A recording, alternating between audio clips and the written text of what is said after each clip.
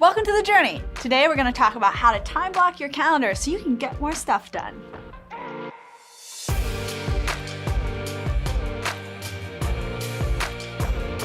Remember when multitasking was all the rage? Mm-hmm. Yeah.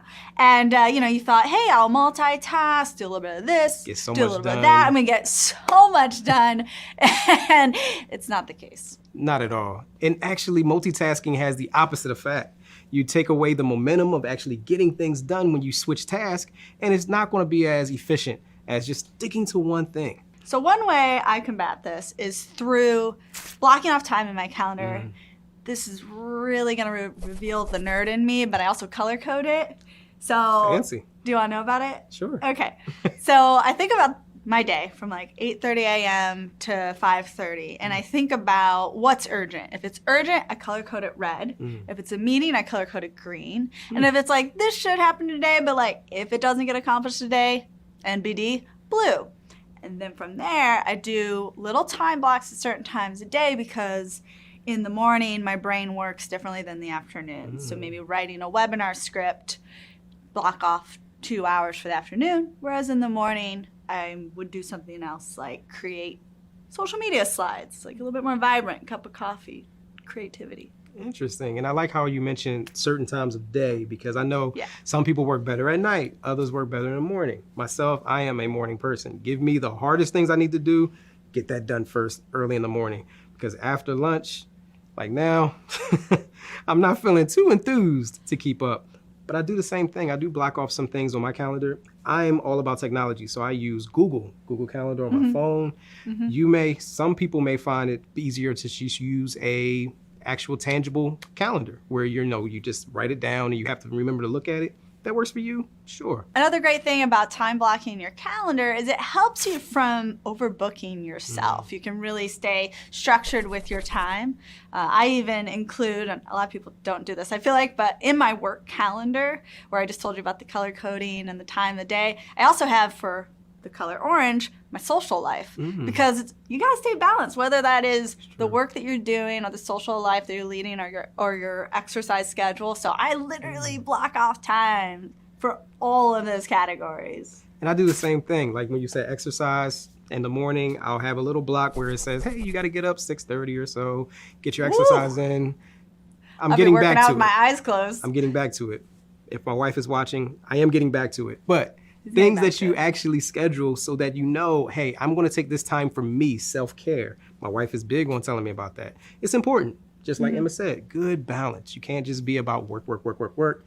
Then you have not so much left in the tank to keep giving out. And it's a commitment too, I feel like. If I say I'm committed to getting this work task done today at this time, it helps. It's that extra step of commitment. Same with I am going to go to yoga at 6 a.m. tomorrow. Another cool thing about time blocking is it makes tasks harder to ignore.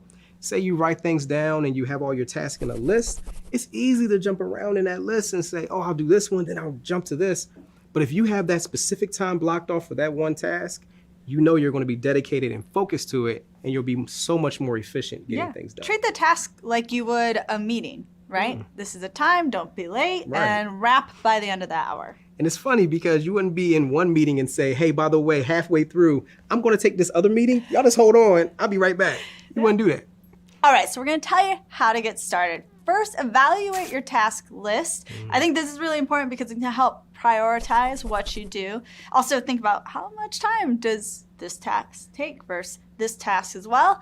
And then also, what's more important? Like in a week, I have got to get these tasks done by Tuesday or by Wednesday. And that really helps me to prioritize. And then also, like we talked about a little bit ago, how do I perform in the morning with certain tasks versus the afternoon versus the evening?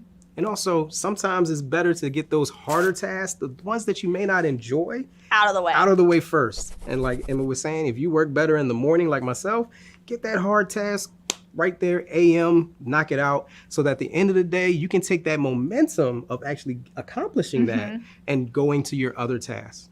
I had this friend who brought up recently, she's like, do you ever just put tasks in your calendar that you know you can get done that day just so you can delete it and feel really good? I was like, maybe I do that. And then I notice that I add things in there that are just like, get me started in the morning where I'm like, oh, that's done. I'm on a roll. So now think about the time of day when you're actually blocking off the time for the task, because that's really important with, what makes sense. Does it make sense to maybe start your day with Pilates and then go into your workday?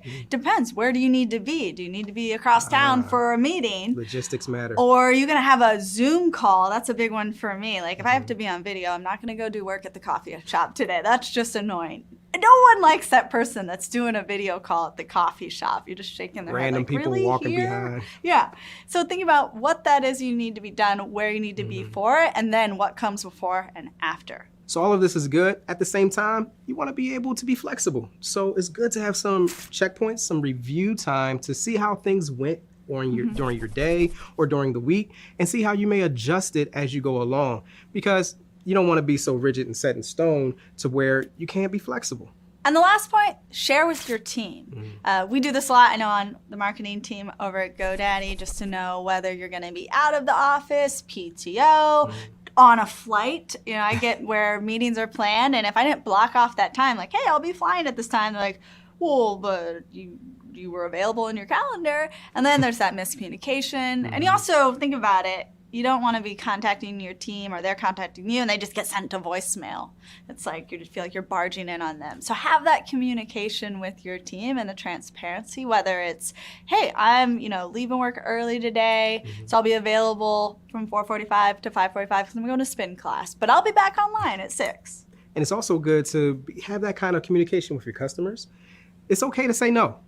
In my role in customer success, dealing with client-facing interactions, I have to tell customers at times, I don't have time right now, but I do respect your time, and what you have to get done is important to me. So let's do this. I have this day and this time or this time available. Which one is good for you?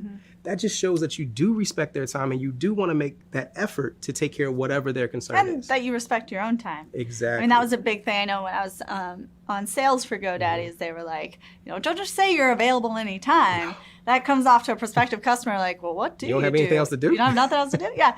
But if you show, hey, I got, 1 o'clock or 3 o'clock today, what works best for you? You just learned how to time block your calendar so you can get more stuff done. Comment below, like this video. And make sure you subscribe to our channel and ring the bell so you'll first be notified when we have new content coming out. This is The Journey. See you next time.